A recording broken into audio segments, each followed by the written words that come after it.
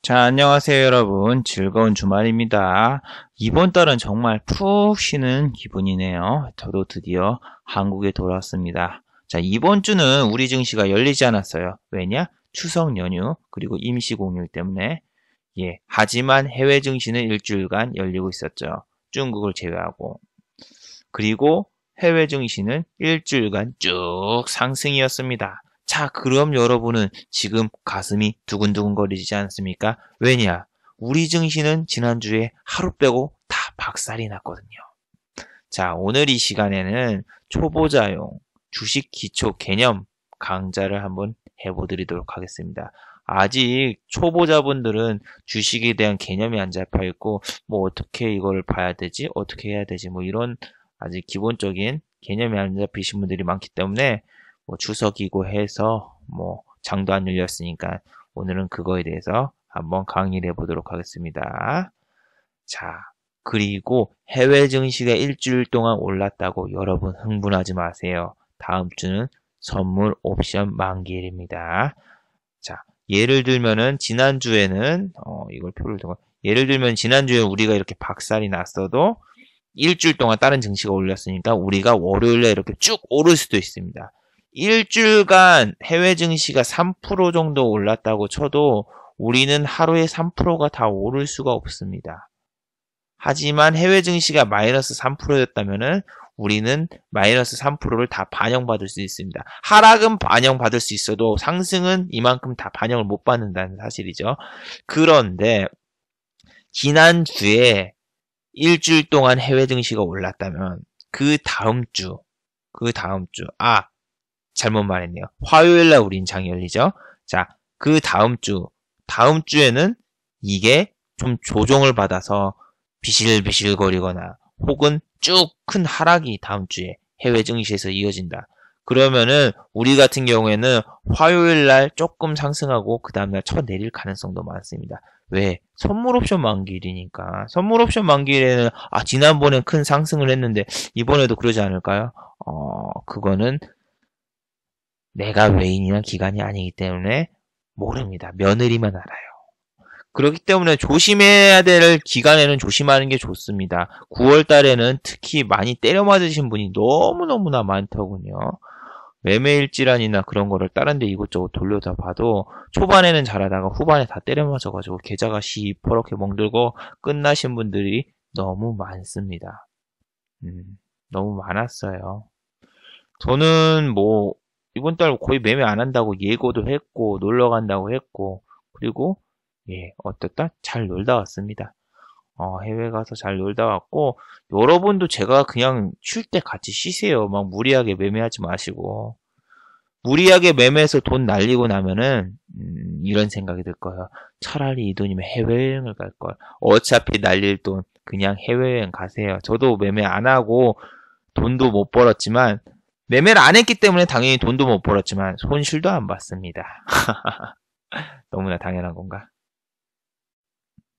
자, 이번 주는 장이 안 열리기 때문에 뭐 특징주나 그런 거 살펴볼 필요는 없고 국내 증시와 해외 증시 그리고 지수가 어떻게 될까 그 상방향에 대해서 한번 알아보도록 하죠. 일단 국내 증시부터 한번 보도록 하겠습니다. 국내 증시는 제가 한국에서 출발하기 전에 이날이 있었는데 출발하기 전에 잠깐 강의를 했었죠.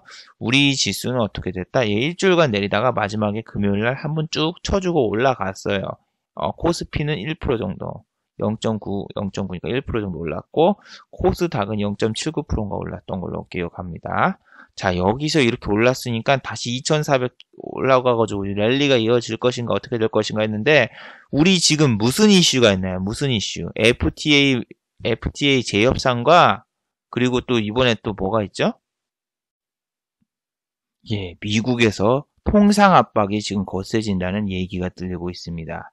자, 미 국제무역위원회 ITC에서는 이날 우리나라 가전제품에 해당되죠. 가정용 세탁기 수입을 생산하는 국내 업체 또는 수입 업체를 경쟁하는 산업에 심각한 피해를 입을 수 있는 원인이라고 판단을 해서 예를 들면은 이제 세탁기라던가 삼성의 아니면 LG의 그 우리 요즘 잘 나가는 세탁기나 에어컨 그런 거 있죠. 이제 자기네들 나라의 이제 가전제품이 우리나라의 가전제품을 위해서 피해를 봤다 해서 세이프가드 조치를 발동할 수도 있다라고 나오고, 그리고 얘네 쪽에서는 LG라던가 뭐 삼성에서는 미국에서 좀 제품 싸게 팔고 있던 거를 좀 가격을 올리면 어떻게 되죠?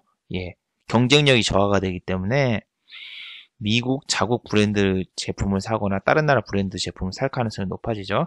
이 뜻은 매출 저하. 매출 저하는 꼭 뭐다? 예, 실적이 안 좋아질 수 있다. 뭐 그런 얘기가 나옵니다. 삼성과 LG만 해당되니까 얘네 둘 주식만 안 사면 되는 거 아니에요? 라고 하시는 분들도 있지만 뭡니까? 자, 현대자동차도 뭐가 있죠? 예, 밴드별로 다 있잖아요. 제1공장 1밴드, 2밴드, 3밴드 뭐 이런 식으로 밴드별로 나눠져 있고, 그 밑에 하청업체가 있고, 그 밑에 부속 만드는 회사들이 있잖아요. 여기가 죽어버리면은 이 세탁기라던가 에어컨에 들어가는 부품을 만드는 공장들도 다 같이 죽어버려요. 그러면은 그 관련 코스닥주라던가 그 부품 관련 업체들은 실적이 같이 안 좋아집니다. 그러니까 이 세이프가드 조치가 발동이 되느냐 안 되느냐 이런 것까지 살펴봐야 됩니다. 예, 그래서 우리 증시에 이게 또 화요일날 반영을 받을까 혹은 안 받을까, 예, 그것도 한번 주목을 해보시기 바랍니다. 다른 나라 증시가 올랐다고 우리나라 증시도 이제 올랐다 이제 오르겠구나 하면서 막 불나방처럼 들어갈 생각을 하는 게 아니라 시장을 좀 더 냉정하고 객관적으로 이제 판단하는 능력을 키우셔야 됩니다.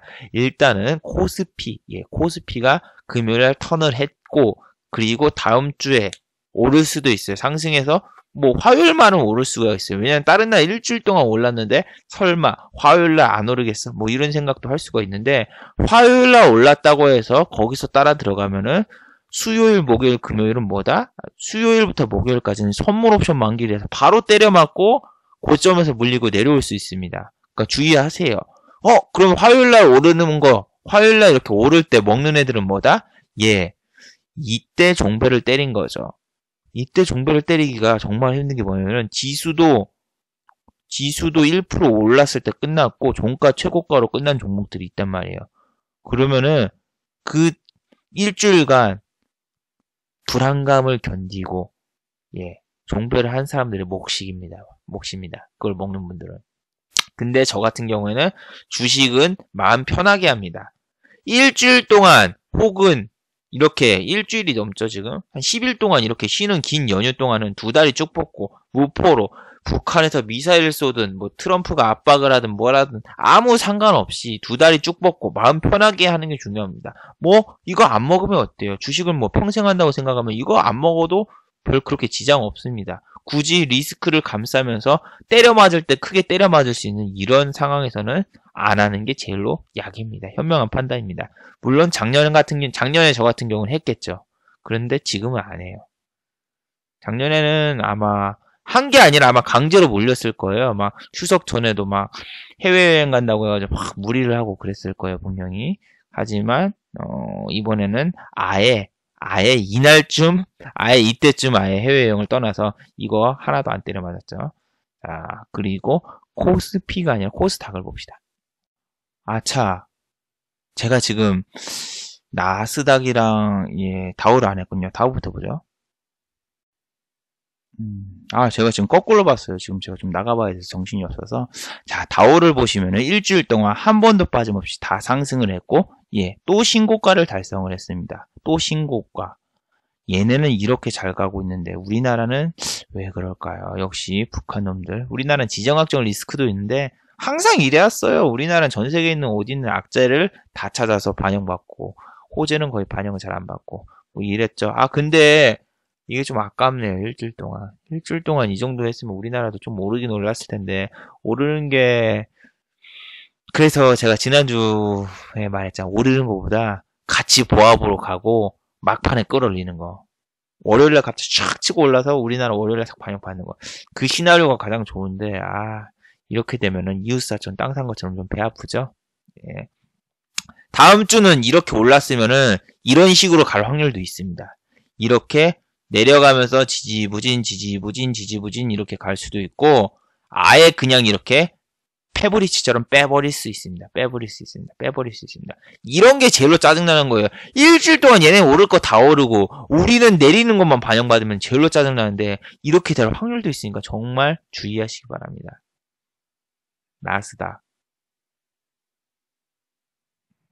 나스닥 보죠.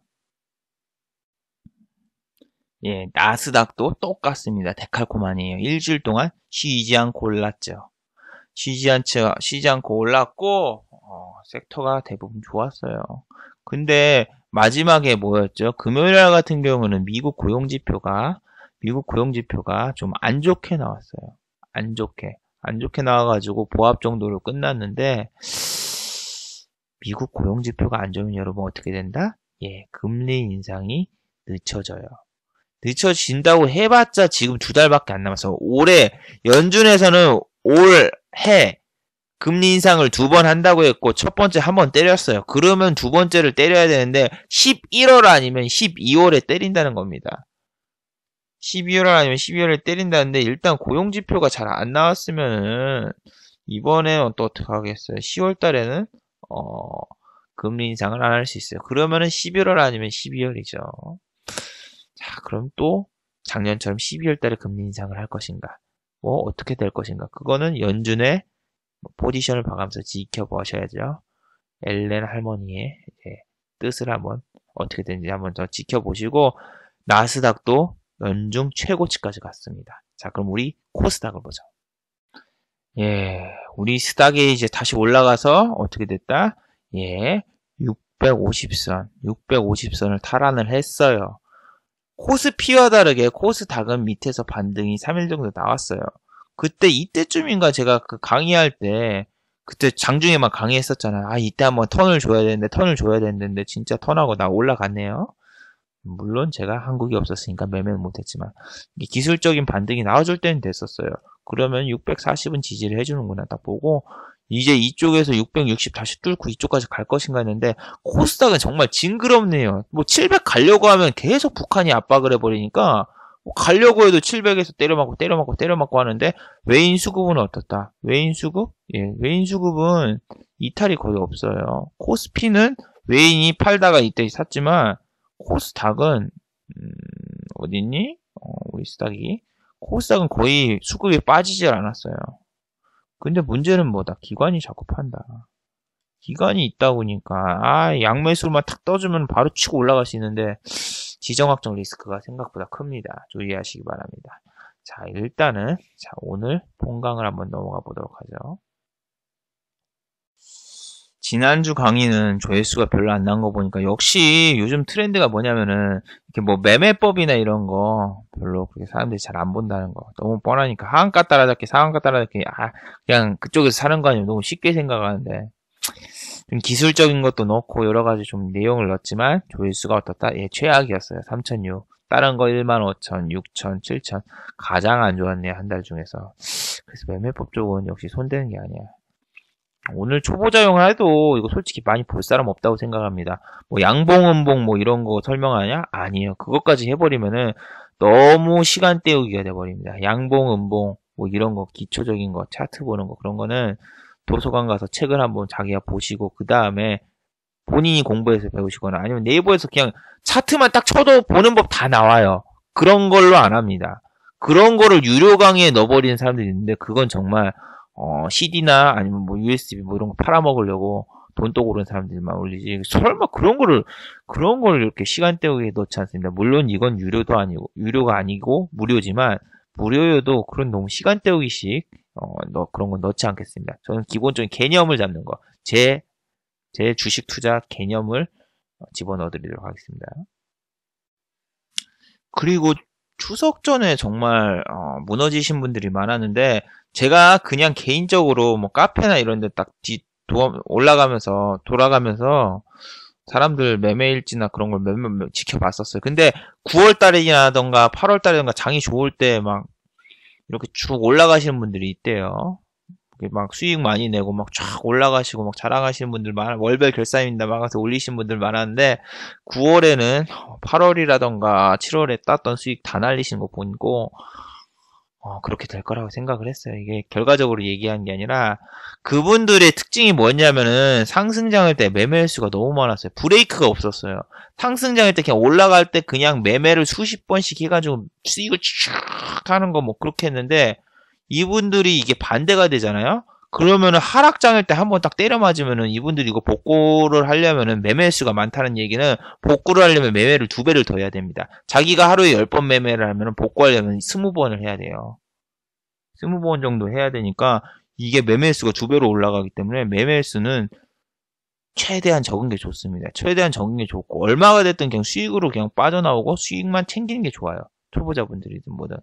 근데 매매 횟수가 너무 많으니까 하락장일 때도 장이 계속 일주일 동안 지난주부터 계속 빠졌잖아요. 빠지는데 그 무리한 하락장 속에서 하락만 계속하고 있는데서 이쪽에서 먹어보려고 들어가다가 그냥 다 때려맞고 수익을 다 토해낸 걸 보니까 그분들 너무 김칫국을 빨리 마셨어요. 저는 정말 개인적으로 좀 그런 게 뭐냐면은 유료 강의나 뭐 그런 거 따로 뭐 들으신 분들은 지수가 좋고 장이 좋은데 뭐 그런 거 듣고 뭐 계좌가 터냈다. 그거 너무 김칫국 빨리 마신 겁니다. 무슨 한 달, 2달 듣고 계좌가 터냈습니다. 감사합니다. 그런 글을 쓰고 있어요. 그건 그냥 지수가 좋은 것 뿐이지. 난 그런 거 보고 계속 막 매매 횟수를 늘리는 사람들 보고 이런 사람들은 무너질 것 같다. 이런 사람들은 무너질 것 같다. 뭐 이렇게 생각을 했는데 바로 무너지는 거 보고 역시 그럴 것 같았어요. 이거 앞에 옛날 강의나 뭐 아니면은 뭐 하이라이트 영상 보세요. 뭐 주식 초보자분들도 1년 동안 매매를 14번 했는데 14승 0패했다 해가지고 500만 원인 투자금을 그 다음 연도에 5천으로 세팅. 5천원을 세팅하고 바로 하락장 와서 이분들 바로 시장 퇴출. 이렇게 되신 분들이라던가 뭐 앞에 분들 얘기 뭐 10년 하다가 주식 날리신 분들이라던가 그런 얘기를 했지만 싸워야 될 때하고 안 싸워야 될 때 그 구별도 잘 못하고 두 번째는 매매 횟수가 너무 많고 그 욕심과 탐욕을 주체를 못하는 사람들 너무 많은 것 같습니다. 그렇기 때문에 저도 뭐 해외에 있는데 무슨 쪽지하고 메일이 엄청 왔어요. 살려주십시오. 뭐 이렇게 막 쪽지 오신 분들 있지만 무슨 문자까지 보내신 분들은 제 핸드폰 번호 어떻게 알았어요? 진짜 진짜 해외에서 나는 MMS로 해외에서 문자 받으면 돈 나가는데 뭔가 해서 봤더니 어떻게 하면 이게 진짜 스토커 같은 사람들. 그리고 정말 저 황당했던 거 그거 하나 있는데 뭐 여기서도 막 댓글로 어떤 분 막 달던데 한 300만 원인가 400만 원 남았다고 지금 깡통 차고 300인가 투자금이 400밖에 안 남았다고 도와달라고 막 글도 쓰고 메일로도 보내고 막 쇼단스를 하시는 분이 있는데 저 한 적 없어요. 이렇게 예전에 말했듯이 이상한 아저씨가 한번 저한테 접근해 온 이후로 저 뭐 따로 만나서 하거나 아니면 뭐 이렇게 뭐 유료 강의 하거나 뭐 이런 적 한 번도 없어요. 리딩하거나 그런 적. 근데 이런 분도 당연히 제가 거절을 했죠. 거절을 한다고 뭐 메일 보내준 게 그냥 씹었죠. 근데 본인이 이제 매매해서 뭐 깡통 차가지고 지금 3,400밖에 안 남았습니다. 도와주십시오 했는데 이분이 또 메일을 보냈던가 댓글을 달았던가 메일이랑 댓글 달면서 9월 달에 결국 자기는 돈 다 날렸습니다. 하면서 또 메일을 보냈는데 그게 더 웃겼던 게 뭔지 알아요? 제목이 그거였어. 저를 안 가르쳐 주셔서 내가 그렇게 애원했는데 자기를 안 가르쳐 주셔서 결국 저는 또 전 재산을 다 날렸습니다. 이런 사는데 그 탓을 저한테 하시대요. 난 그거 보고 어이가 없어가지고 결국 님이 안 가르쳐 주셔서 제가 그렇게 도와달라고 애원을 했는데 안 가르쳐 주셔서 저는 결국 돈을 다 날렸습니다. 이렇게 하는데 그건 말이 안 되잖아요. 본인이 그냥 매매 다 해가지고 이분이 안면식도 없고 뭐 제가 해드린 것도 없어요. 근데 본인이 그냥 주식하다가 돈 다 날려가지고 3,400밖에 안 남았는데 그 돈도 결국 9월달에 마지막에 지가 하다가 다 날렸는데 그게 왜 제 탓입니까? 저는 이런 무료 강좌를 할 때도 항상 말했잖아요. 9월달은 매매할 날이 별로 없고 선물 옵션 때도 빨간불 들어간다고 들어가지 말고 정말 9월은 주의하세요.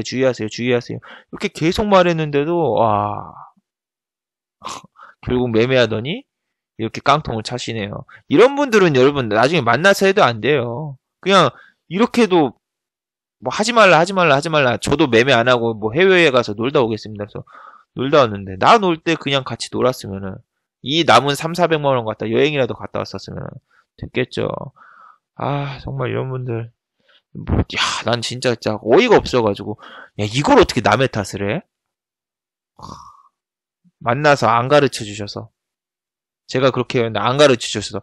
안 가르쳐 주셔서 깡통 찬 게 아니라 자기가 매수하고 매도했던 자기 손가락을 다 대야 될 거 아니에요.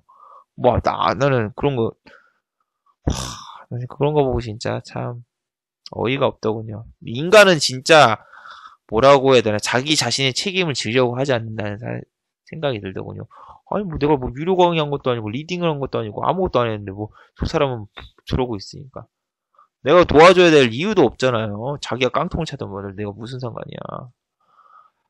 아무튼 참 9월달에 어려웠던 분들이 많은 것 같아요. 오늘 강의는 그래서 기본적인 개념과 제 마인드 그런 거에 대해서 좀 얘기를 해보려고 해요. 그래서 자, 그리고 너무 기본적인 거 안 하겠습니다. 너무 기본적인 걸로 하면 시간 때우기가 되고, 그리고 이게 오늘 나오는 용어 설명, PBR, PER 이런 거 용어 설명이나 그런 거 어떻게 구하고 이런 거 솔직히 PPT로 자세하게 다 만들어 놓은 게 있어요. 그럼 PPT 꺼내놓고 하지? 아니, 근데 그거는 여러분을 위해서 만들어 놓은 게 아니라 제 예전에 친구 주식 가르쳐 줄 때 그때 위해서 만들어 놓은 거예요.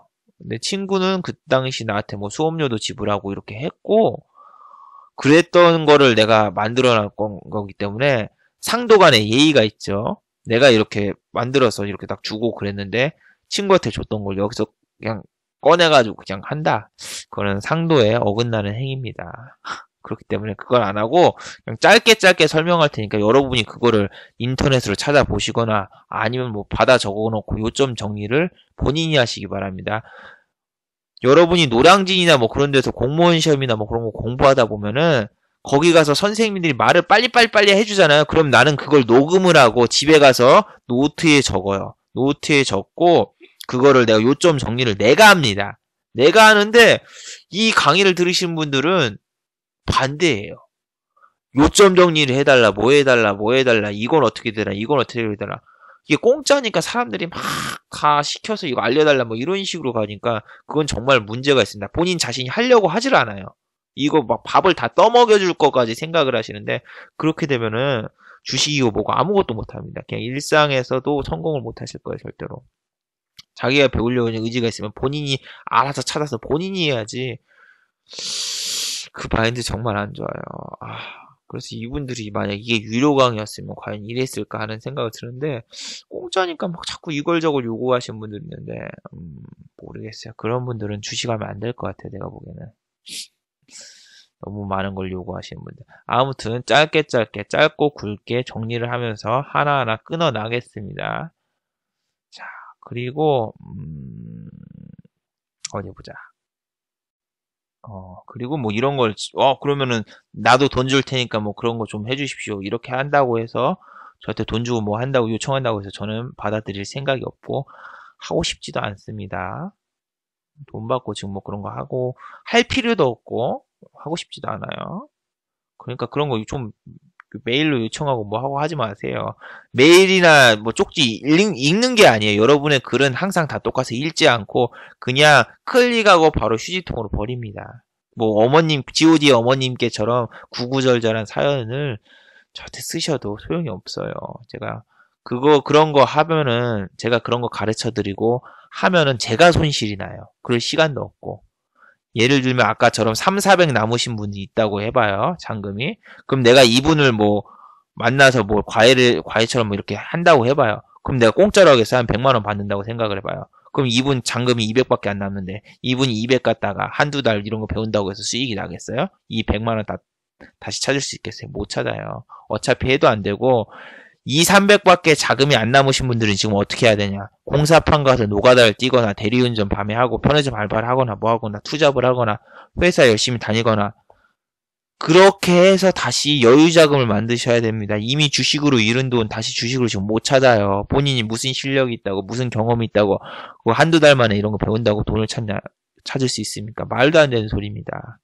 다른 데 유료 강의도 보고 다 똑같아요. 그런 데다 돈 날리지 말고 빨리 가서 일하고 뭔가 다른 걸로 해서 몸으로 일해가지고 그래야지 돈도 뭐라고 해야 되나 돈의 소중함을 알아요.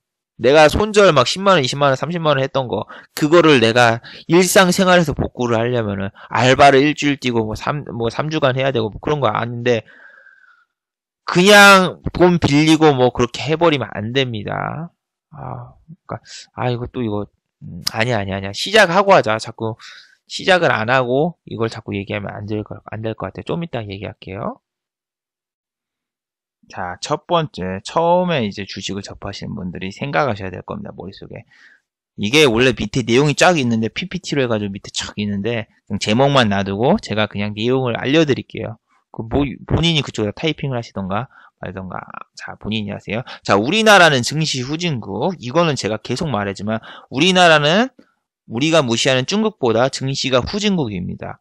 이게 무슨 소리야? 이렇게 하시는 분들이 있는데, 자, 우리나라는 한번 봅시다. 우리나라는 해외 지수를 봐도, 다우가 지금 몇 포인트죠? 다우?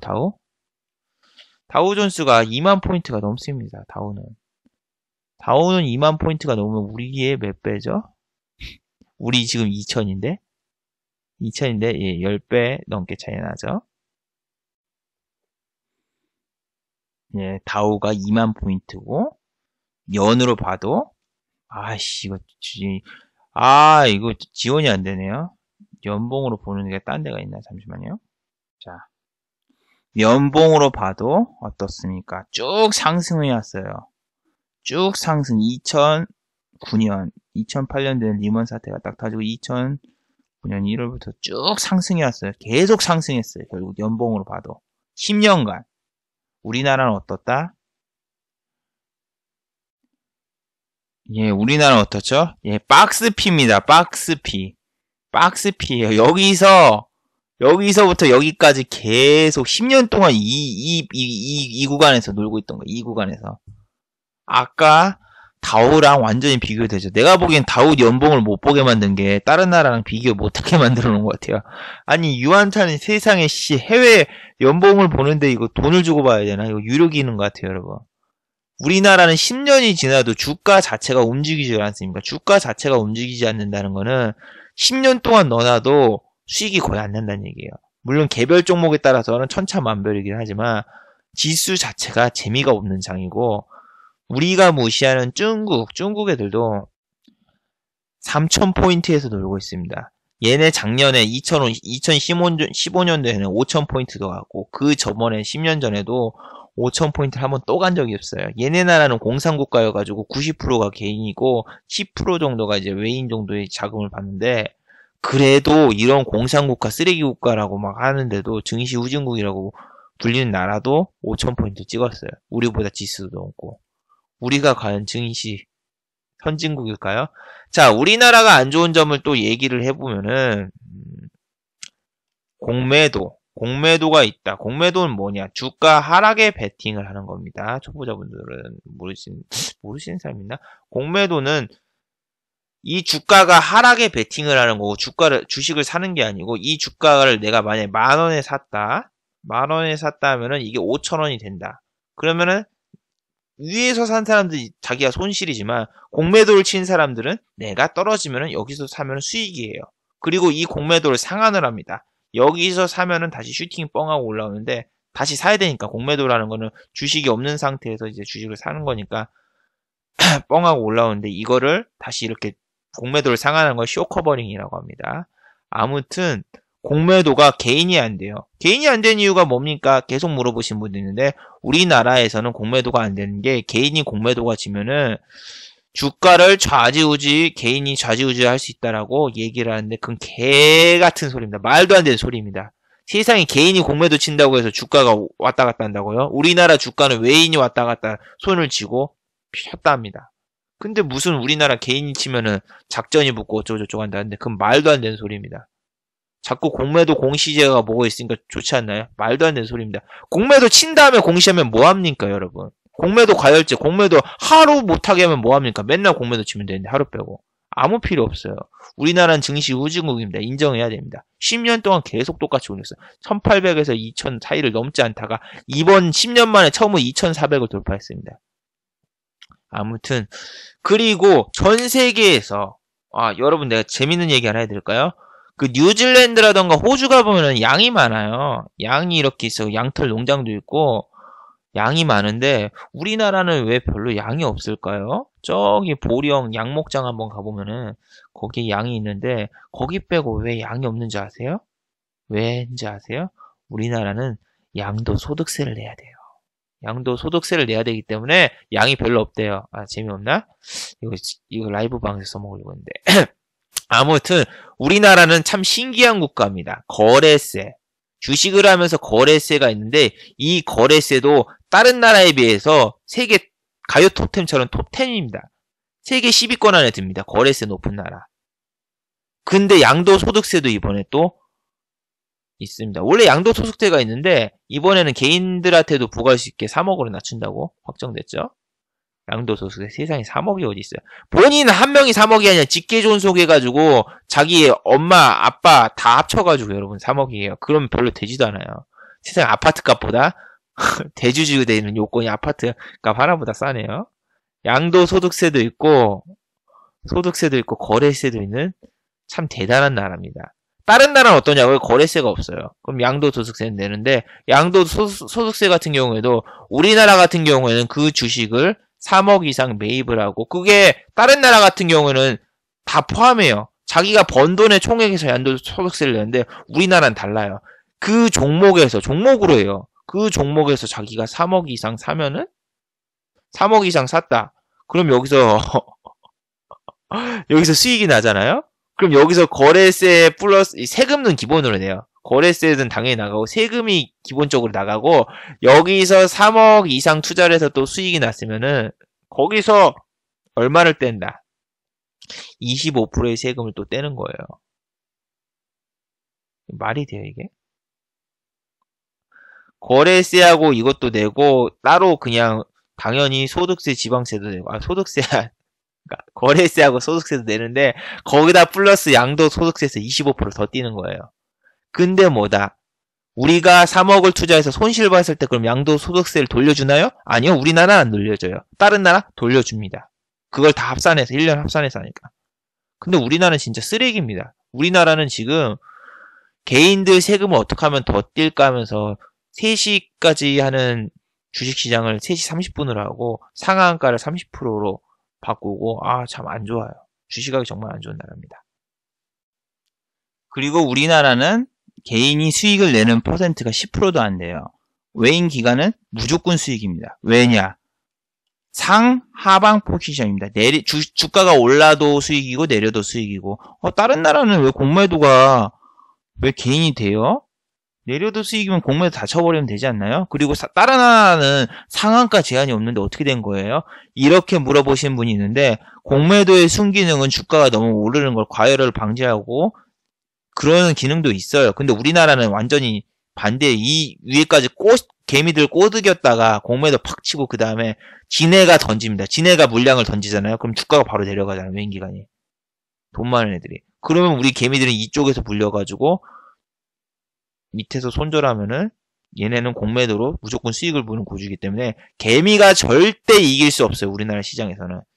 우리나라에선 제시 리버모가 나올 수가 없어요. 제시 리버모라고 유명한 투자 대가가 있는데 그 투자 대가는 지수 상승장 꼭대기에서 공매도를 쳤습니다. 그래서 지수가 하락할 때 엄청나게 수익을 봤는데 우리나라는 그렇게 할 수가 없어요. 제시 리버모 같은 투자를 할 수가 없어요. 그래서 선진국 투자의 그 교과 지침서를 그런 걸 봐도 여러분이 도입이 안 됩니다. 가치 투자를 하라는데 10년 동안 박스핀인데 우리나라에서 뭐 어떻게 가치 투자를 합니까? 공매도 치고 이렇게 쇼를 하는데. 물론 10년 동안 오른 주식도 있지만 내린 주식이 더 많아요. 그건 팩트입니다, 여러분. 자, 일단 하나하나 보여드릴게요. 자, 이걸 두 번째 주제를 제가 또 해볼게요. 개념을 잡는 거기 때문에 뭐 차트, 양봉, 음봉 뭐 그렇게 보는 차트 뭐 이런 거 보는 게 그런 게 아니고 그런 거 다 그냥 머릿속에 지우세요. 어디서 뭐 3분봉을 보나요? 5분봉을 보나요? 그런 거 다 지우세요. 그런 거는 지금 머릿속에 있어봤자 초보자분들 도움이 안 됩니다. 회사의 기본적인 무슨 회사인지 알고 그리고 이게 뭐 모멘텀이 있나 시황이라던가 뭐 그런 거를 봐야지 그 회사의 비전 그런 걸 봐야지 뭐 3분봉 봐요 뭐 봐요 HTS 뭐 쓰세요. 그게 지금 중요한 게 아니에요 여러분 초보자분들은. 개념을 잡고 그 다음에 해야 돼요. 아, 그럼 우리나라는 증시가 후진국이구나. 그럼 우리나라 쪽에서 어떤 방식으로 투자를 해야 되는가. 이런 걸 한번 배워보세요. 자, 안 되면 포기하라. 자, 안 되면 되게 하라를 여러분은 가장 많이 배웠습니다. 무슨 책을 보면은 포기하지 말라. 노력은 배신하지 않는다. 뭐 그런 얘기가 계속 있잖아. 긍정적인 마인드를 가지고 뭐 하라. 청년들이여 창업하라. 뭐 하라 하면서 뭐 하지 말라 뭐 이런 식으로 제목을 그렇게 적어놓고 그 지침서 창업이나 뭐 취업이나 뭐 그런 거 마지막 자기 개발서의 마지막에 보면은 청년들이여 끊임없이 노력하고 뭐 하라. 포기하지 말라. 뭐 그런 얘기가 마지막에 적혀 있고 그 자기 개발서의 마지막엔 그러고 끝나는 책이 수십 권입니다. 우리나라의 대부분의 자기 지침서들은 다 그래요. 청년들이여 뭐 하지 말라. 청년들이여 뭐 하라 이렇게 하는데 그 책의 마지막에는 그런 얘기를 하고 무조건 끝납니다.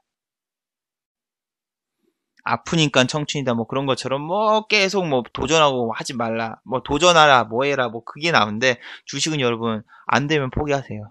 안 되면은 포기해야지 여러분이 살 수 있고 자살 안 할 수 있어요.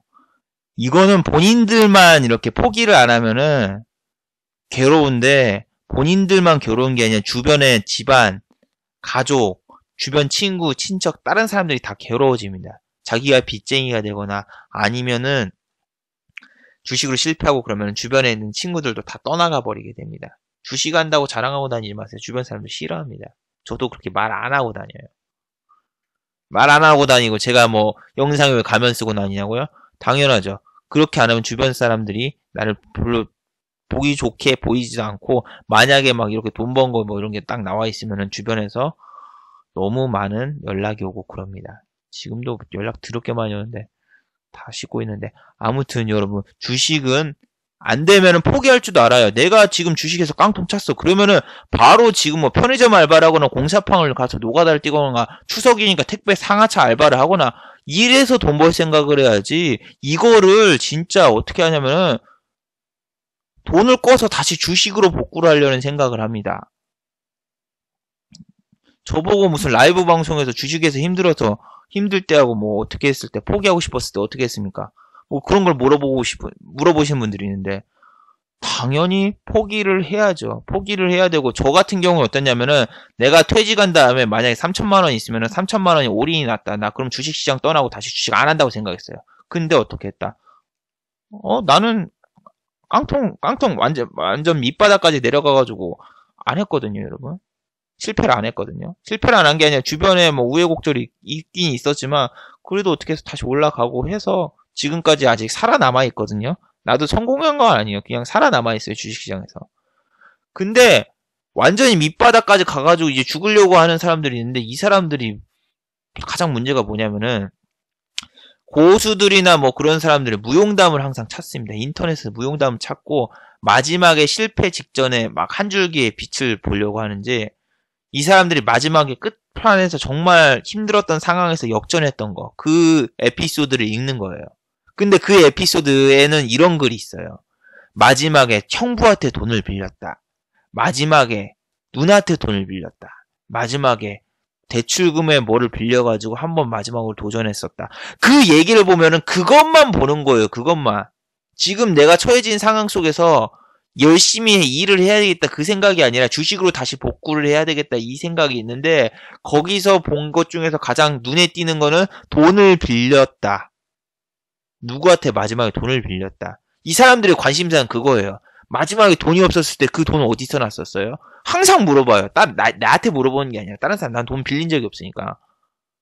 그런 사람한테 가지고 돈 빌려가지고 막판에 성공했구나 해가지고 이 사람들도 지금 마지막에 이미 벼랑 끝까지 왔는데 벼랑 끝까지 왔어도 여기서 일하면은 그나마 다시 위로 올라갈 수 있는데 여기서 또 빚이나 사채를 또 지게 됩니다.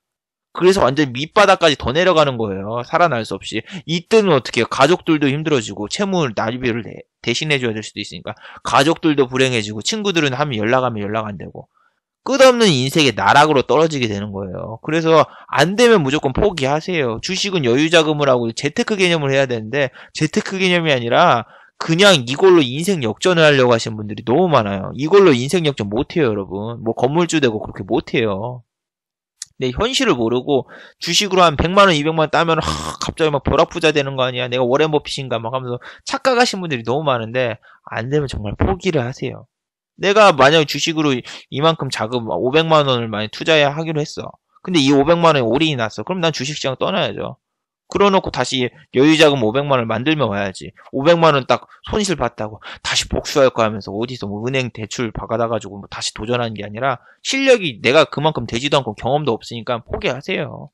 다시 싸우고 싶으면은 다시 세이브 머니를 만들어가지고 시장에 오던가. 안 되면 일단 포기하고 자기 원래 직종에 충실을 하셔야죠. 자기 직장인들이 이런 거 하겠죠.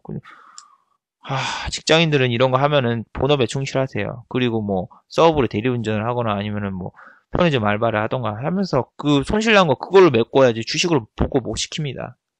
돈도 꾸지 마시고요. 자, 세 번째 가볼게요. 자, 세 번째 주식 손절의 중요성입니다. 자, 여러분이 주식을 배울 때 보통 가치 투자자 책을 보잖아요. 막 책 같은 걸 보면은 주식은 10년을 가져간다. 주식은 기업과 함께하고 주식의 CEO의 자질과 지속적인 만남을 통해서 그 회사의 가치를 알고 지속적으로 그 회사에 투자한다. 뭐 이렇게 배운단 말이에요. 100% 책 가보면 다 그렇게 돼 있어요. 주식 뭐 가치 투자의 정석이 나오는 거 그런 거 보면 다 그렇게 돼 있단 말이에요. 근데 여러분이 상식적으로 생각을 해보세요. CEO의 자질을 본다? 여러분이 CEO의 자질을 어떻게 볼 거예요? CEO랑 만날 수 있나요? 지속적인 CEO와 만남과 교류를 통해서 그렇게 그 회사의 가치를 보고 투자를 한다는데 여러분이 그 회사에 가가지고 나 100만원짜리 소액주주인데 사장 좀 만나게 해주십시오 하면은 만나게 해줄 것 같아요? 그 회사 팜플렛 하나 주고 돌아가라고 해요. 그 회사 가보면은 내가 그 회사 주주라고 해도. 그럼 첫 번째 여러분이 CEO의 자질을 볼 수가 없어요. 뭐 포스코라던가 뭐 그런데 낙하산 인사 해가지고 막 검찰에 고발받고 그랬었잖아요. 여러분이 그런 거 알고 포스코에 투자했나요? 모르잖아요, 여러분이. 여러분이 알 수 있는 정보는 한정이 돼 있어요. 그리고 그 책을 쓰신 분들은 거의 투자 자문 혹은 투자 자본이나 펀드 회사 대표가 너무 많아요. 그럼 여러분은 그 책을 보고 내가 실패를 겪으면 어떻게 된다. 그 책을 쓴 사람들의 투자 자문이나 뭐 그쪽에다가 돈을 주거나 아니면 그 펀드를 가입하거나 그렇게 되는 거예요. 이 사람들은 자금이 무한대예요. 왜냐하면 투자 자문을 하면서 투자 자금을 받기 때문에 계속 투자를 할 수 있지만 여러분은 자금이 어떻게 돼 있다? 한정돼 있어요.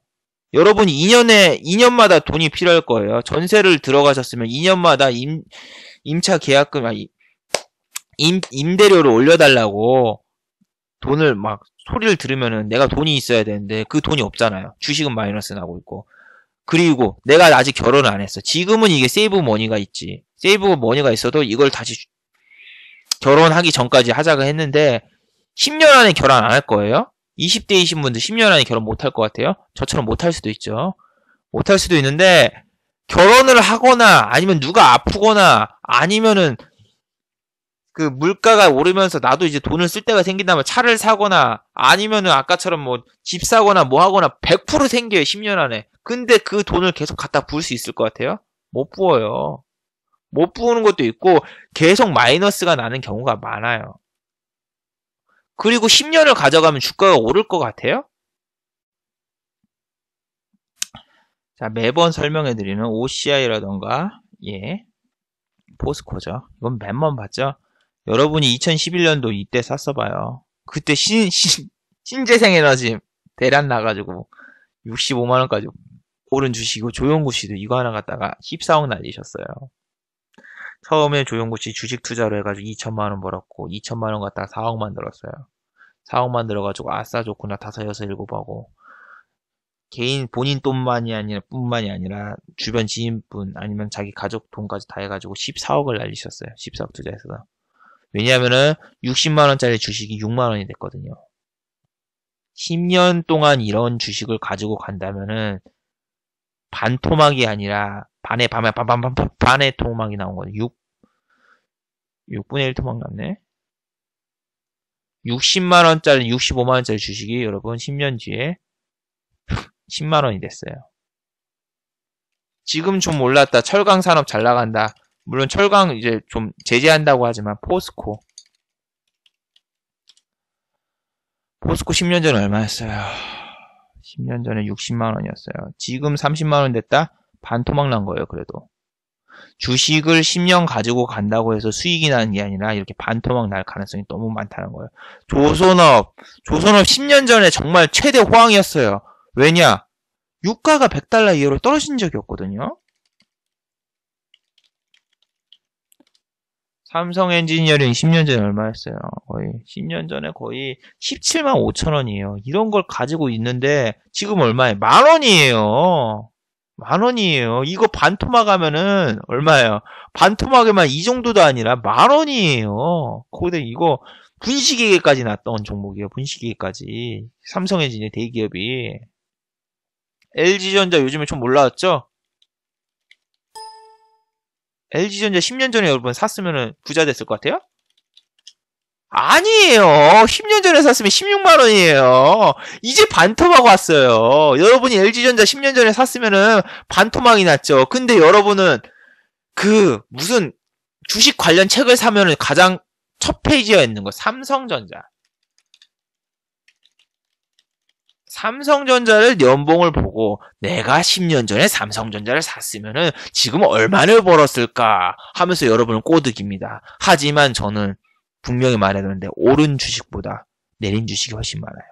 리먼 사태 때 주식을 샀으면 얼마를 벌었을까?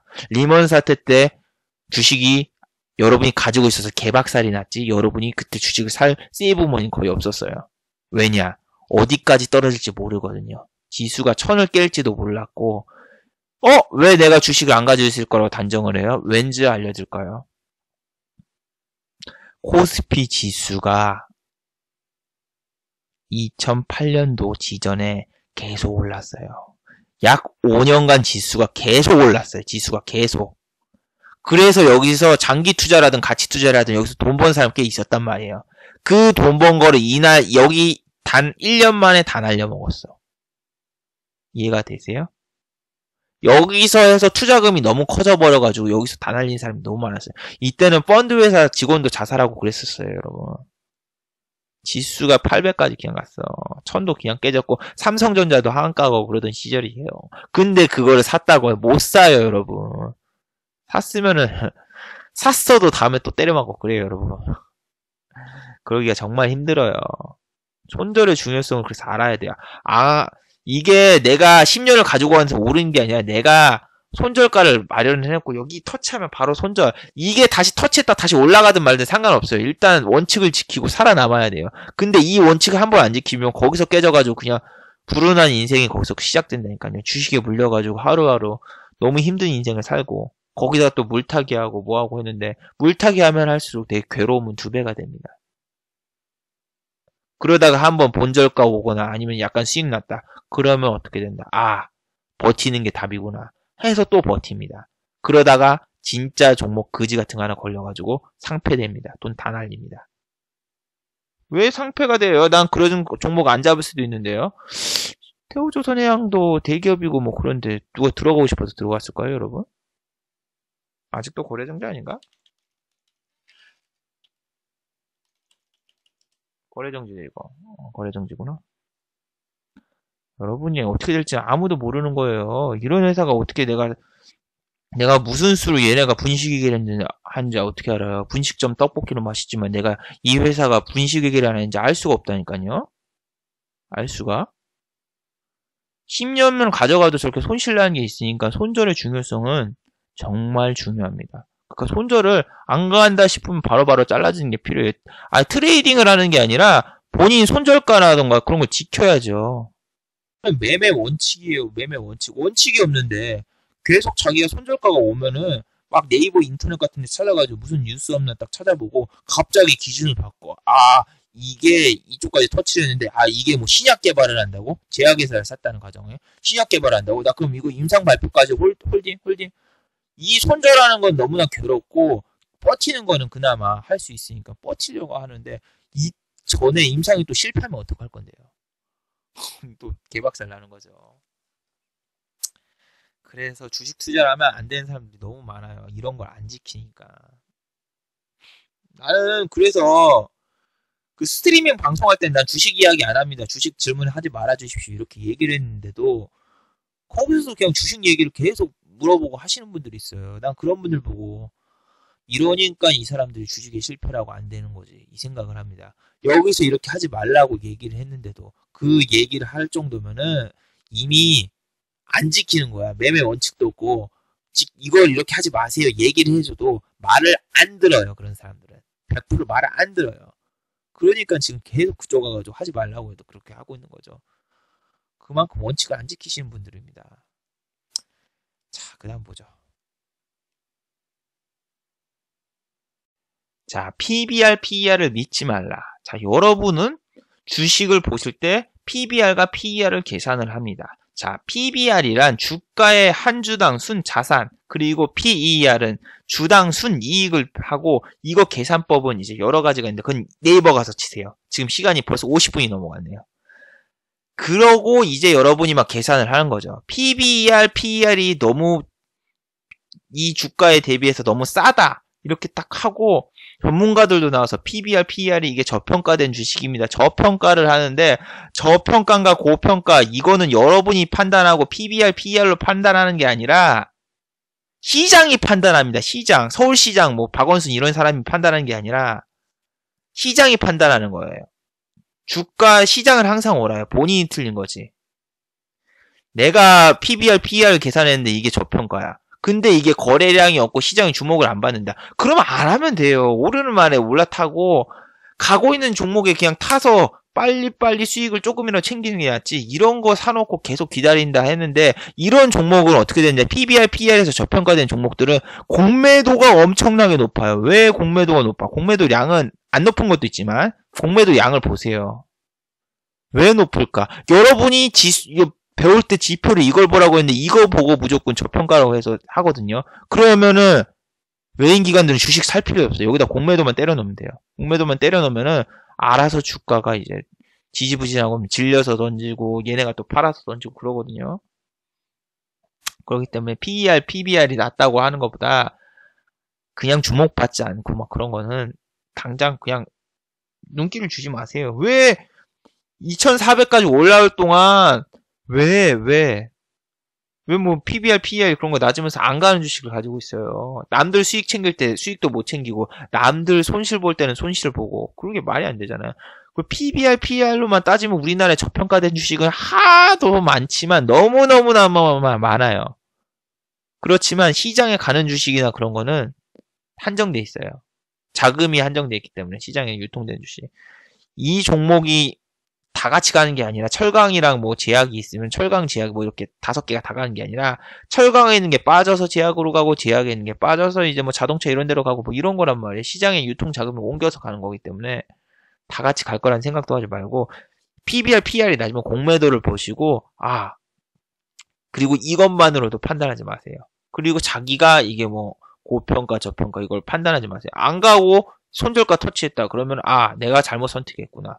하고 손절을 쳐주세요. 그게 기본입니다. 자, 그 다음에 뭡니까?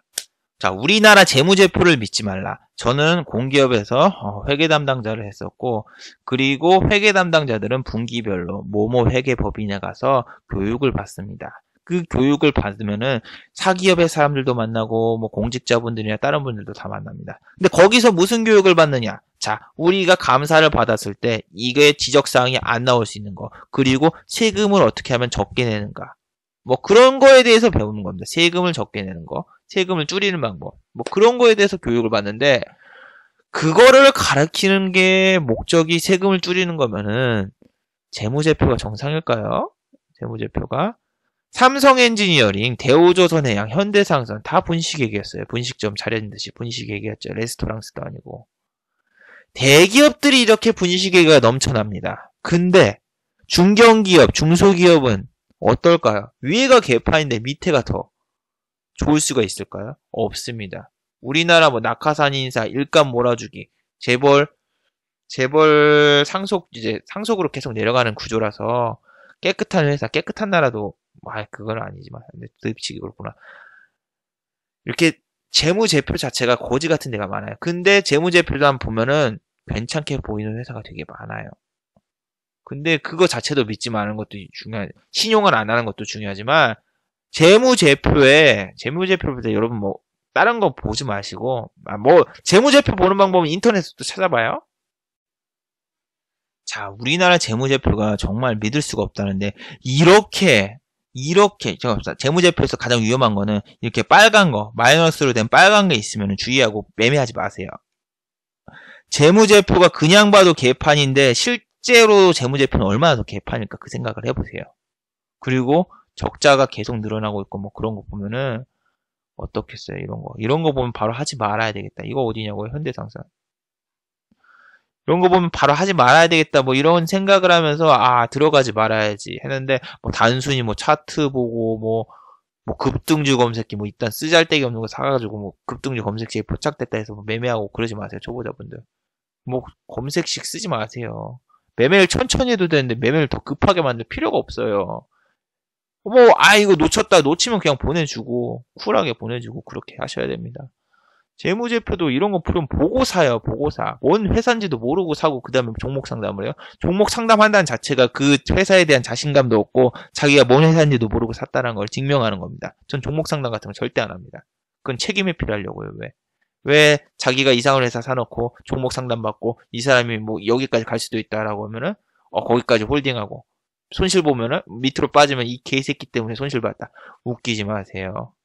자기가 샀고 자기가 이미 개박살 난 상태에서 상담하고 그러잖아요. 전 그래서 절대 종목 상담 같은 거 안 합니다. 그렇기 때문에 재무제표를 우리나라에서 믿을 게 별로 없어요. 믿을 게 별로 없는데 저렇게 빨간불이 넘치는 저런 회사는 들어가지 마세요. 그게 기본적인 겁니다. 재무제표가 좀 좋고 그나마 좀 수익이 나고 있는, 영업이익이 계속 늘어나고 있는 회사면은 물려도 실적 발표 시즌에 한 번은 탈출할 기회를 주기도 하는데, 저런 회사 같은 경우에는 계속 빠져가지고 상패될 수 있어요, 여러분. 상패될 수 있어요.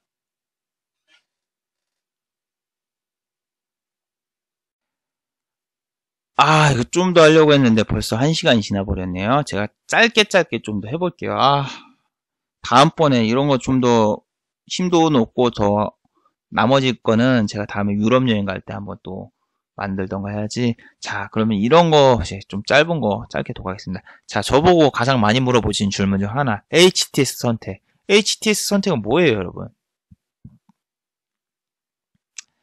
여기 강의 보시면은 분명히 다 있어요. HTS 선택이나 뭐 그런 거. 지금 더럽게 많이 올렸네. 이거 한 100개 올린 거 같네, 지금. HTS 선택이라고, 여기 HTS 선택 있거든요, 여기 강좌. 없나? HTS가 왜 없지? HTS. 아니야, 있을 거야. 있어요, 여기. HTS 선택이라고 있거든요. 예, 여기 보시면은, 증권사 선택이라고 64번 강좌에 보시면은, 수수료 소개야, 그리고 HTS 소개가 있습니다. 저는 유한타증권을 쓰고 있고, 그 다음에 삼성증권, 그 다음에 농협 이렇게 3개를 쓰고 있어요. 그리고 HTS 선택도 있지만 여러분, 초보자 여러분은 무료 수수료 증권사를 선택하려는 분들이 너무 많아요. 수수료가 무료인 데를 선택하시는 분들도 있습니다. 근데 수수료 무료는 제가 왜 안 쓴다? 기능이 너무 떨어집니다. 기능이 너무 떨어지고 지원되는 게 별로 없기 때문에 여러분 무료입니다. 공짜는 다 이유가 있습니다. HTS가 안 좋으면 뭐가 안 좋은데요? 예, 기본적으로 체결청 호가창 보는 것도 불편하고 하지만 아까처럼 뭐 연봉을 보거나 뭐 이렇게 제한된 기능이 너무 많아요. 예를 들면 뭐 평당가 계산하는 거라던가 뭐 그런 것도 내가 계산할 필요 없이 HTS에서 자동으로 뭐 계산해주고 그러거든요. 엑스레이라던가 뭐 이런 거 보고 뭐 기능이 있거든요. 근데 그런 기능이 공짜는 하나도 없어요. 아무것도 없고 지원도 잘 안 되고 뭐 그렇습니다. 아무튼 그래요. 그렇기 때문에 HTS를 저는 좋은 걸로 씁니다. 좋은 걸 쓰고, 그리고 책을 추천해주세요 하시는 분들이 있는데, 제가 책을 추천해준 강좌도 있지만 저는 그 책을 실질적으로 본 게 아니라 집에 있는 냄비 받침이 하나 있는데, 냄비 받침이랑 그냥 소개해드려야 해가지고 소개를 시켜줬어요. 근데 그 냄비 받침 책을 쓰신 분이 뭐 유튜브 하고 그러네요. 그러니까 사람들이 거기 가서 추천받아도 될까요? 뭐 그런 미친 소리를 하시는데, 그건 본인의 선택이고, 정말 책 추천이나 그런 걸 해주시다는 분은 도서관 가셔가지고 자기가 주식 관련 책이 거기 한 100권 있거든요. 하나하나 읽어보던가 대충 훑어보던가 하면서 본인이 선택을 하세요. 아니 난 직장인이라서 시간이 없다. 야 직장인이라서 시간이 없으면 주식을 하면 안 되죠. 펀드 들던가요. 펀드 가서 돈도 한번 날려보고 그래야죠. 왜 주식하면서 시간이 없다, 바쁘다, 직장이다. 내가 직장인보다 훨씬 더 바쁩니다. 여러분 새벽 4시에 일어나가지고 맨날 해보세요. 하루 4시간 자고 그러나요? 안 그러잖아요. 나는 이거 하면서 내일 돈을 날릴 수도 있다. 뭐 이렇게 생각하고 하루하루가 정말 힘들지만 막 이렇게 이것저것 볼 것도 엄청나게 바쁘고 그러단 말이에요. 근데 뭐 직장에서 뭐 하시는 분이 뭐 주말에 도서관 갈 시간이 없다고요? 주말에 야근이라서 못 가시면은 거기서 그 도서관 아니라 그냥 인터넷에서 사보시던가요. 돈이 아깝다고요? 내가 그런 책 그런 거 사가지고 마음에 안 들면 어떡하냐고요? 그러면 본인이 사가지고 안 되면 도서관 가던가 아니면은 뭐 본인이 하셔야죠. 그런 거. 뭐 투자를 아예 그냥 공짜로 다 하려고 하면 안 됩니다. 책은 본인이 알아서 선택하세요. 본인이 한번 읽어봐. 날 잡아가지고 평일이든 뭐든 휴가든 뭐든 가가지고 도서관 가서 날 잡아가지고 한 권 한 권씩 다 보고서 나랑 맞는 책이 있으면 그걸 선택하시면 됩니다. 책 추천도 저는 별로 그렇게 안 해드립니다. 자, 그리고 마지막 무슨 회사인지 보라. 아까처럼 무슨 회사인지 모르고 뭐 3분봉을 보고 들어갔다. 뭐 검색식이 나왔다. 뭐 뉴스가 떠서 들어갔다. 무슨 핸드폰 관련 회사인지 아니면 자동차 부품 회사인지도 모르고 매매하시는 분들이 너무너무나 많습니다. 특히 초보자분들. 가장 많이 사게 되는 패턴이 뭐다? 내가 아는 주변의 선배나 친구가 이 주식 괜찮대 해가지고 그냥 샀어. 그런 사람들이 너무 많습니다. 그런 사람들이. 그래 놓고서 나중에 주가가 하락하면은 이거 어떻게 될까 합니다. 그거 어떻게 될지 내가 안 될지 그거 어떻게 합니까? 부채도 사서 아니고.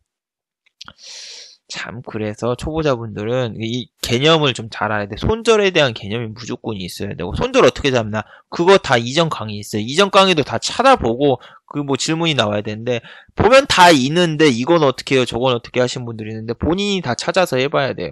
이거 떠먹여주는 맘마밀이 아닙니다. 이거 애들도 아니고 이런 거 하나하나 다 찾아봐야 되고 이렇게 직설적으로 이야기해야 돼. 여러분한테 야사시 친절하게 얘기하시는 분들은 사기꾼인 확률이 되게 높아요. 여러분이 손실 보고 있어야 하면 제가 도와드리겠습니다. 이렇게 나서는 새끼들은 100% 사기꾼입니다. 왜 안면식도 없고 생전 처음 보는데 내가 도와주겠다. 나만 믿어라. 무료 리딩 해주겠다. 이런 놈들이 나옵니까? 이건 미친 거죠. 자원봉사도 아닙니까? 개미의 편에 서겠습니다. 미친 새끼 아닙니까? 그런 거. 그거 말도 안 돼요, 여러분. 주식시장은 진짜 전쟁터고 제로섬 게임이에요. 내가 10,000원에 샀으면 10,000원에 사가지고 10,000원에 사가지고 15,000원에 팔았다. 그럼 15,000원에 누군가는 물렸어요. 누군가는 물렸고 나는 수익을 보고 나온 거고. 한쪽은 손실을 봐야 되는데 기관 외인이 손실을 보는 확률은 극히 드물고 없어요. 그런 확률이. 그리고 주식에서 90% 이상이 실패를 하는데 그거 생각을 해보세요. 내가 노력하면 될까? 주식으로 해서 노력해도 안 되고 노력은 배신할 수 있어요.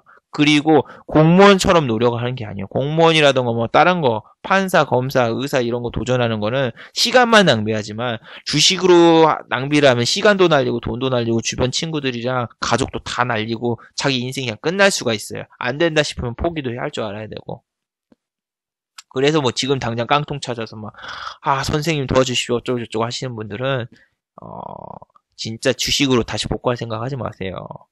자기 애가 아프고 그러고 지금 부모님이 편찮으시고 그러면 왜 그러고 있어요? 지금 빨리 나가가지고 딴 걸로 돈 벌어야지 주식으로 인생 역전할 생각을 하고 있어요. 왜 주식으로 인생 역전 그런 허황된 꿈을 꾸시죠? 차라리 로또 사가지고 이번 주 당첨되시길 당첨됐으면 좋겠다 하면서 차라리 바라는 게 더 빠를 텐데. 현실은 냉혹합니다. 그걸 인정하셔야 되고.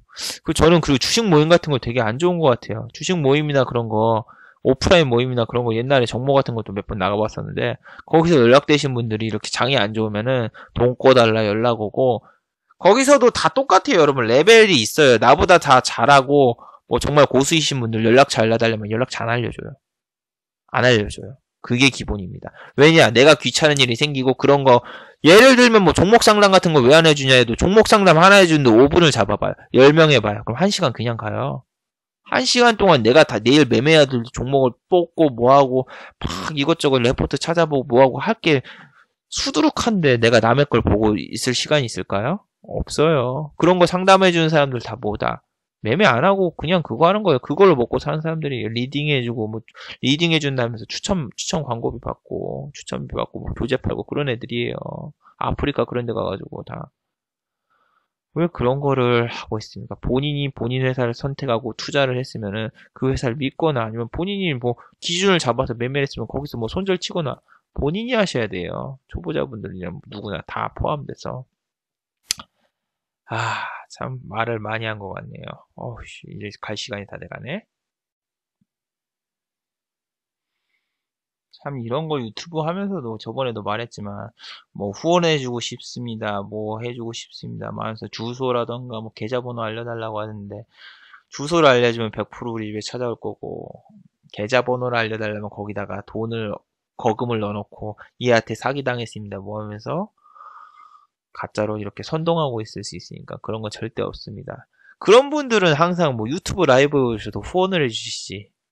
왜 후원을 안 해주실까요? 그렇게 난 그 쪽지라던가 막 그런 거 메일 왔을 때 절대 안 넘어갔습니다. 뭐 몇백만 원 후원을 해주고 싶습니다. 무슨 미쳤다고 후원을 해줍니까? 유튜브 라이브 같은 데서도 내가 라이브를 4시간 동안 했는데 후원이 2,000원 들어왔습니다. 150명 있었는데 여러분. 그런 게 현실이에요. 이분들이 지금 뭐 신용불량자들도 있고 신용카드도 없으신 분들도 대부분이 뭐 그러겠죠. 주식하다 보면은 신용도가 낮아서 그런 분들이 엄청나게 많은데 뭐 몇백만 원 후원을 해주시고 싶다? 말이 안 되죠. 그렇게 사기를 치려고 그러니까 내가 사기를 안 치니까 나를 사기꾼으로 만들려고 하거나 아니면 나를 이용하려고 하시는 분들이 너무 많은데 참 세상은 진짜 좀 아니 세상이 그런 게 아니라 주식시장이 좀 너무 지저분하다고 요즘 좀 생각을 하고 있어요, 여러분. 그리고 뭐 제가 유튜브 라이브를 해도 여러분이 뭐 얘는 주식으로 돈 벌고 있으니까 후원해줄 필요가 없겠구나 뭐 이렇게 생각하시는 분들도 있겠지만 후원해 주세요. 이거는 진짜 뭐라고 해야 되나, 내가 이런 강좌를 찍음으로써 내가 시간만 낭비하는 게 아니라 내 사비가 너무 많이 듭니다. 사비가 왜 드냐고요? 하드디스크 하나씩 계속 사야 되잖아요. 이런 거 하나 찍을 때마다 하드디스크 용량이 없는데 하드디스크 하나 23만 원이나 해요. 그거를 한 두 달에 아니면 3달에 한 번씩 쓰는데 그거 한 5개만 사도 100만 원이고, 그리고 뭐 이 위에 떠있는 여기 사이트도 뭐 도메인 가격이라던가 뭐 짜잘한 게 너무 돈이 많이 듭니다. 일본 콘텐츠 같은 경우에는 돈이 더 들고 그렇기 때문에 뭐 후원을 정말 해주시고 싶은 분들은 유튜브 라이브 오셔서 쏴주세요. 뭐 감사히 받겠습니다. 제가 뭐 넌 돈을 버니까 내가 후원해줄 필요가 없겠구나 뭐 이렇게 생각하시는 분들은 있을지 모르겠지만 저 후원 받고 싶어요. 뭐 안 해주셔도 됩니다. 아니라 후원 받고 싶어요. 이거 정말 제가 지금까지 유튜브를 하면서 쓴 돈이 마이너스 500이 아니라 지금 한 700만 원, 800만 원 됐을 거예요. 근데 이걸 계속하면서 밑 빠진 독에 진짜 물 붓기처럼 이걸로 한다고 해서 뭐 광고 수익이 생기는 것도 별로 없잖아요. 광고를 여러분 유튜브 광고를 끝까지 봐주셔야지 제가 수익을 받는데 그 수익도 정말 1원, 2원, 3원 뭐 그 정도밖에 안 돼요. 그거 다 보셔도. 근데 그마저도 안 해주시면은 좀 서운하죠. 뭐 일단 1시간이 넘었으니까 오늘은 이 정도로 하고 얘 왜 이렇게 떠들기만 하고 막 내용이 없어 이렇게 하시는 분들도 있는데 뭐 그건 사람 생각하기 나름이겠죠. 좀 그냥 이렇게 독설적으로 얘기해 주는 게 좋다고 생각합니다. 그냥 이렇게 해보시고 여러분 힘내세요. 화이팅 화이팅 화이팅 하시면은 그 사람이 정말 희망을 얻고 주식시장에서 희망을 얻고 점점 나락으로 빠져가지고 결국 자살하는 경우가 되게 많아요. 지금 저랑 비슷한 시기에 뭐 강의 듣고 뭐 시작하신 분들 중에 살아남은 사람 한 명도 없어요. 다 빚쟁이가 돼 있거나 아니면은 다 그런데 그분들은 진짜 말도 안 되는 거에 희망을 가지고 계속 돈 빌리고 뭐하고 그러다가 결국 다 망했어요. 그냥 쉬어쓰고 그랬어야 되는데 사이도 안 좋아지고 그랬는데 그런 분들이 태반인데 그럴 때 좋게 얘기한 것보다 그냥 욕을 갖다 퍼부어서라도 말렸어야 되는데 참 후회가 되는데 그런 식으로 하는 게 낫습니다. 여러분도 살아남으려면은 냉혹하게 판단을 하세요. 다음 주 막 진짜 빨간불 들어온다고 불나방처럼 들어가지 마시고. 자, 항상 마지막 멘트는 똑같죠, 뭐다? 상단에 보시는 제 디지털킹.net 홈페이지 블로그에 들어오시면은 밑에 이제 포스팅 밑에 이렇게 텍스트 광고가 있습니다. 텍스트 광고를 클릭해 주시면은 아까 말했듯이 1원에서 2원 정도 저한테 수입이 들어옵니다. 예, 티끌 모아 티끌이지만 그래도 이런 거라도 챙겨놔야죠. 제가 뭐 별풍선을 받는 것도 아니고. 자, 아무튼 이런 것도 좀 클릭해 주시고 광고도 끝까지 봐주시면 정말 감사하겠습니다. 그리고 좋아요, 구독하기도 많이 좀 눌러주시고, 지난주 조회수도 별로 안 나오고 참 서운하기도 하지만 뭐 어쩔 수 없죠. 제 능력이 그만큼밖에 안 되는 걸. 자, 다들 즐거운 주말 보내시고 월요일까지 푹 쉬시고 지금은 좀 주식 생각 좀 잊으세요. 라이브 방송에서 계속 주식 얘기하시는 분들이 있는데 주식에 쉴 때는 쉬시고 할 때는 하셔야 됩니다. 공부 잘하는 애들의 특징이 그런 것처럼 여러분 주말에는 가족과 함께 편안하게 보내시기 바랍니다. 자, 수고하셨고 다음에 또 봬요.